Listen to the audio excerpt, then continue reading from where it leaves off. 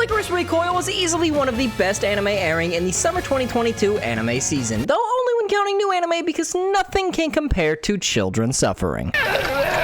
Filled with great art and animation, this anime is a cut above pretty much every other show airing this season, even if that's not saying much, as it's the only show that opens with casual assassinations, and it even does better than other shows in a similar genre, as, that's right, it's time for me to complain about Spy X Family again. The action is very dynamic, from the way they angle their bodies to the way the camera turns alongside it, such as when they kickflip a fucking car. So it's easy to tell that the show has had a very thoughtful touch put into it, unlike Spy X Family, where the action was just bland and serviceable with no unique angles whatsoever and just this same dumb wind effect over and over again. And that's not even getting into the lack of color in that show. Even on the choreography front, the show excels, with how the scenes are meticulously planned out, but the action never stops or misses a beat. Like when Chisato is dodging bullets and taking out bad guys, while at the same time kicking a grenade into a bathroom and then knocking a guy in front of the door to carefully knock him out, all while maintaining the fast pacing and not feeling like it's slowed down just to show you a cool shot. It also understands the fundamentals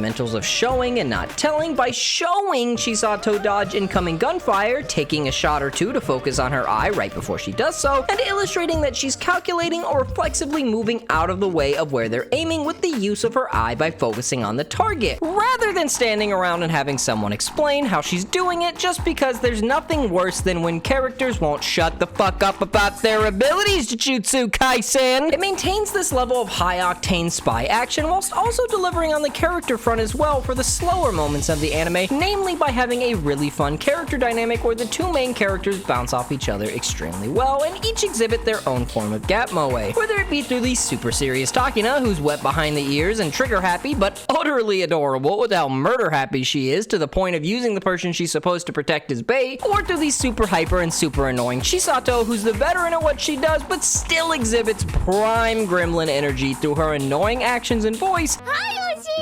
and asserts her dominance by sticking her ass in people's face. God, I love her. Their chemistry together as a dynamic duo, showed excellently in this single shot from the OP of them kicking each other's butts, keeps the action fresh and exciting by relying on their own unique abilities, whether it be Takina's eagle-eyed cold-bloodedness or Chisato's Batman style of fighting with non-lethal rounds. And even outside the action, their difference in personalities keeps you interested in how they'll develop, as well as the slight mystery behind why Chisato goes so far as to bandage up her enemies when they're injured, following up on her Batman style of ideals, but taking it a step further to value all human life despite previously being reported as one of the best assassins they have. That, bundled with the general way Chisato acts, makes her both a great foil to Takina, but also a great mentor who can guide her in a less murdery direction, and in general, she's an extremely fun character to watch on screen that you normally don't get out of this type of anime, as Takina is more typically the main character in other shows of this type, and they're boring as sin as a result. It also helps that this anime knows to not take itself too seriously, what with having things like the hackers actually dress up as their avatars via a robot helmet and a squirrel outfit, but it also keeps the silliness at just the right level to keep you both entertained, but also not take you out of it and make you think you're watching a silly gag show.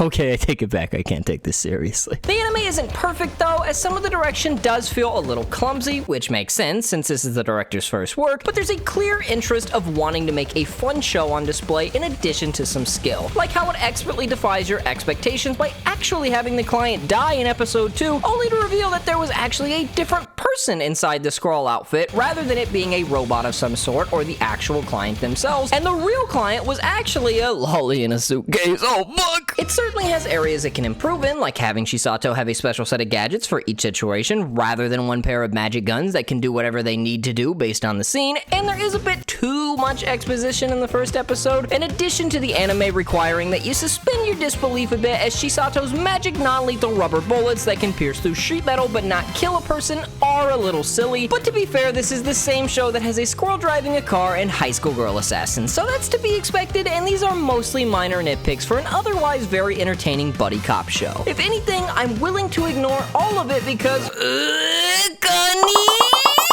if you want a rundown of this anime season in 6 minutes, then click this video here. If you want to support me directly, then click this link here.